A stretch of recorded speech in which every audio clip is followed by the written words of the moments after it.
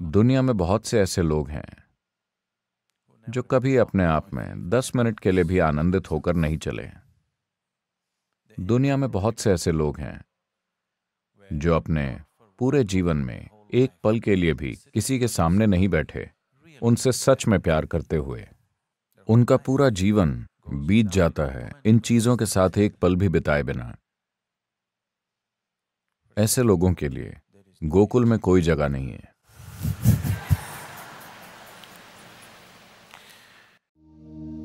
कृष्ण अवतार को पूर्ण अवतार माना गया है या परमात्मा का पूर्ण अवतार। जिस चेतना को हम कृष्ण कहते हैं, अगर हम उसका स्पर्श चाहते हैं तो हमें लीला चाहिए। लीला मतलब बस किसी के साथ नाचना नहीं होता। आप मृत्यु के साथ नाचने के लिए इच्छुक हैं, आप जीवन के साथ नाचने के लिए इच्छुक हैं।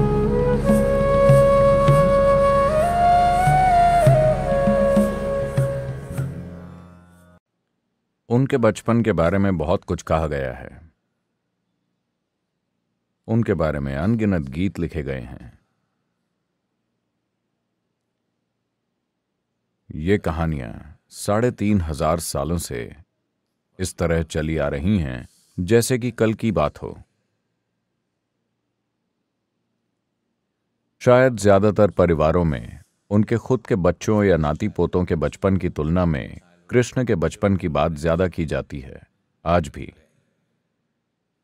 तो उनका बचपन बहुत प्रसिद्ध है क्योंकि वो लोगों को मतवाला बना देते थे अपनी सुंदरता से, मुस्कुराहट से, बांसुरी की आवाज से और अपने नृत्य से।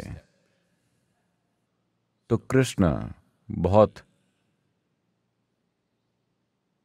खुशी और गर्व के साथ कहते हैं, मैंने मक्खन चुराया। अगर मैं मक्खन न चुराऊं तो गांव में कोई उत्साह, कोई जोश नहीं होगा। तो वो अपने दोस्तों के साथ दूसरे लोगों के घर में घुसते। छत के खपरेल हटाकर वो अंदर घुसते। मक्खन को ऊंचाई पर लटकाकर रखा जाता था ताकि बच्चे वहां तक न पहुंच सकें। तो वो एक दूसरे के कंधे पर चढ़कर वहां तक पहुंचते, या अगर वो कुछ ज्यादा ही ऊंचा होता तो वो पत्थर लेकर उसे निशाना बनाते। मटकी में छेद हो जाने पर दही और मक्खन बाहर गिरने लगता और वो लोग मुंह खोलकर उसे पी लेते। या कई बार मटकी फूट जाती और सारी चीजें नीचे बिखर जाती तो वो फर्श से उठाकर उसे खा जाते।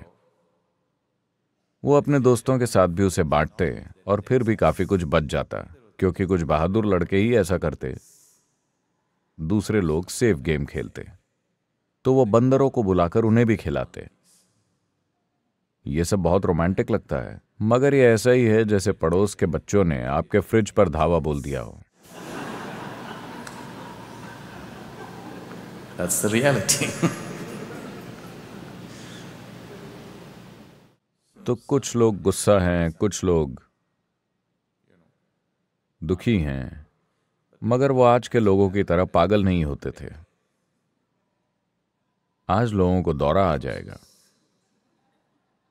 वो महिलाएं ऐसी नहीं थीं, वो गुस्सा हो जाती थीं। ये उनकी आजीविका थी और भी बहुत कुछ। तो वो लगातार कृष्ण की शिकायत करती रहती थीं। जब वो उनकी मां के पास आकर उनकी करतूतों की शिकायत करती तो वो गर्व से कहते हैं, मैं मां के पीछे छिपकर उन्हें प्यार भरी आंखों से देखता हूं और वो मुस्कुराने लगती हैं।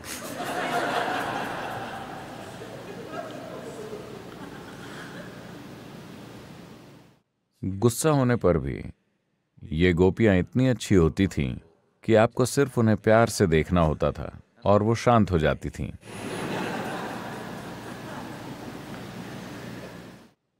तो कृष्ण और उसके दोस्तों की छोटी छोटी शरारतों के इर्द गिर्द बहुत सारी संस्कृति, गीत संगीत और नृत्य का विकास हुआ। उनके जीवन के दूसरे पहलू भी थे, मगर एक बुनियादी चीज ये थी कि एक पुरुष रूप में वो बहुत ही सुंदर थे। जब वो बच्चे थे तब भी लोग उनकी शारीरिक सुंदरता की ओर खींचे चले आते थे। देश के उत्तरी भाग में, जहां लोग आमतौर पर गोरे होते हैं, वो सांवले थे। bluish, नीली आभा वाला सांवला रंग। मगर वो एक बच्चे के रूप में इतने आकर्षक थे कि लोग उनकी बदमाशी भरी शरारतों को अनदेखा कर देते थे। दुनिया में बहुत से ऐसे लोग हैं जो कभी अपने आप में 10 मिनट के लिए भी आनंदित होकर नहीं चले। दुनिया में बहुत से ऐसे लोग हैं जो अपने पूरे जीवन में एक पल के लिए भी किसी के सामने नहीं बैठे, उनसे सच में प्यार करते हुए। उनका पूरा जीवन बीत जाता है इन चीजों के साथ एक पल भी बिताए बिना। ऐसे लोगों के लिए गोकुल में कोई जगह नहीं है।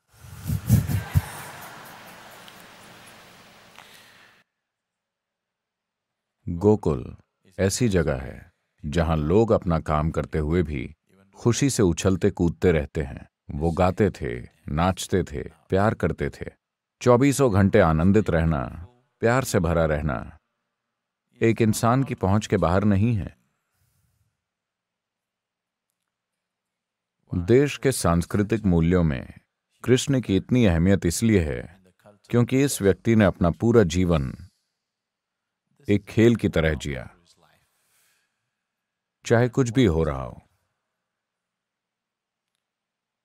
उनका जीवन कई तरह के हालातों से होकर गुजरा। उन्होंने बचपन से ही बहुत कठोर स्थितियां देखी। जिस दिन वो पैदा हुए उसी दिन से लोग उन्हें मारने की कोशिश में थे। बचपन में बहुत से लोग उन्हें मारने के लिए भेजे गए, कई वजहों से, और कई बार उनकी अलौकिक शक्तियों से इन चीजों को रोका गया। मगर सबसे महत्वपूर्ण यह है कि वो नाचते गाते खुशी खुशी, आनंद पूर्वक, प्रेम पूर्वक इन चीजों से गुजरे। चाहे वो युद्ध में हो या अपने दुश्मन का सिर धड़ से अलग करने वाले हों, उनके चेहरे पर मुस्कुराहट रहती थी।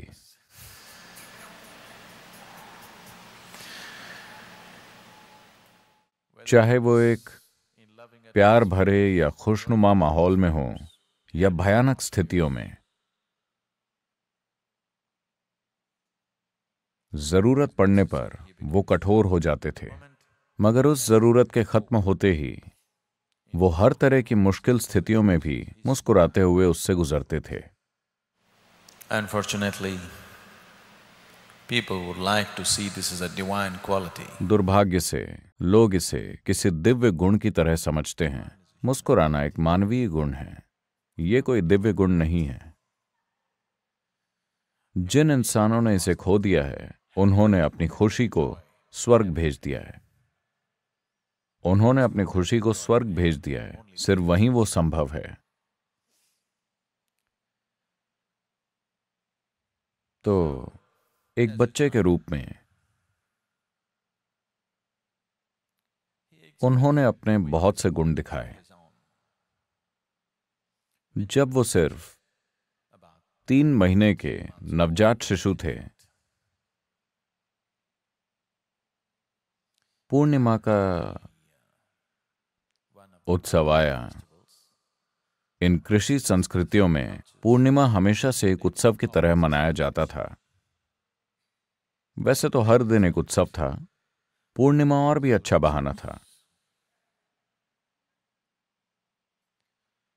तो पूर्णिमा के उत्सव के लिए दोपहर में ही लोग नदी के किनारे चले जाते थे। सारे परिवार इकट्ठा होते थे और खाना पकाते थे। शाम को खाने के बाद नाचना गाना वगैरह होता था।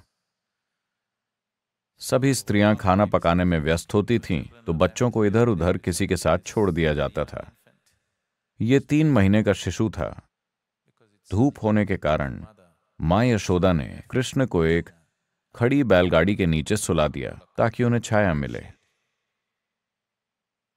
कुछ देर वो सोते रहे, फिर जाग गए। अब तक वो अपने पैरों पर खड़े होने और नाचने के लायक नहीं हुए थे, मगर वो भी वहीं होना चाहते थे। उन्होंने देखा कि कोई ध्यान नहीं दे रहा है। उन्होंने गाड़ी के पहिए पर लात मारी और पूरी गाड़ी गिरकर टूट गई। ये उनकी अलौकिक शक्तियों का पहला प्रदर्शन था जो वो जरूरत पड़ने पर दिखाते थे, वरना वो एक आम इंसान की तरह जीवन जीते थे और इंसानी संघर्षों और तकलीफों से गुजरते थे। मगर कभी कभी वो कुछ खास गुण दिखाते थे जो इंसानी क्षमताओं से परे थे। तो गाड़ी के टूटने पर हर कोई हक्का बक्का रह गया। उन्हें लगा कि बच्चा उसके नीचे कुचल गया होगा, मगर बच्चे को कुछ नहीं हुआ था। कुछ लड़कों ने वो दृश्य देखा था। उन्होंने बताया उसने गाड़ी पर लात मारी, इसीलिए वो टूट गई। किसी को विश्वास नहीं हुआ। क्या बकवास है, 3 महीने का बच्चा क्या गाड़ी को लात मार सकता है? तो सभी बड़ों ने कहा कि ये बच्चे लंबी चौड़ी कल्पनाएं कर रहे हैं। जब वो थोड़े से बड़े 5-6 साल के हुए तो वो अधिक ऑर्गेनाइज्ड हो गए। जब उनकी कोशिशें अधिक सुनियोजित होने लगीं, तो जिन लोगों का मक्खन चोरी हो रहा था वो और परेशान होने लगे। तो उनकी मां के पास और ज्यादा शिकायतें पहुंचने लगीं। लगातार लोग आकर शिकायत करते थे कि अपने लड़के को घर पर रखिए, हमारा फ्रिज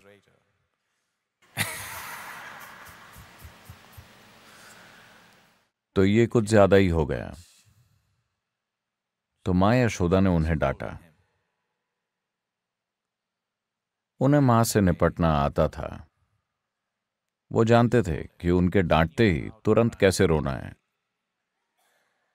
उन्होंने फर्श पर पेट के बल लेटकर रोना बिलखना शुरू कर दिया और इंतजार करने लगे कि वो कब आकर चुप कराती हैं। वो ये भी कहते हैं कि मैं गुस्सा हुआ था, मगर बाकी लोगों की तरह नहीं। दूसरे लोगों को जब गुस्सा आता है, जैसे जब दाऊ को गुस्सा आता है, तो वो चिल्लाते हैं, अपने पैर पटकते हैं, आगे पीछे चलते हैं। मैं देख सकता हूं कि वो अपनी कितनी ऊर्जा बर्बाद कर रहे हैं। मैं उस तरह गुस्सा नहीं हुआ। मैं बस उतना ही गुस्सा हुआ जितना जरूरी था।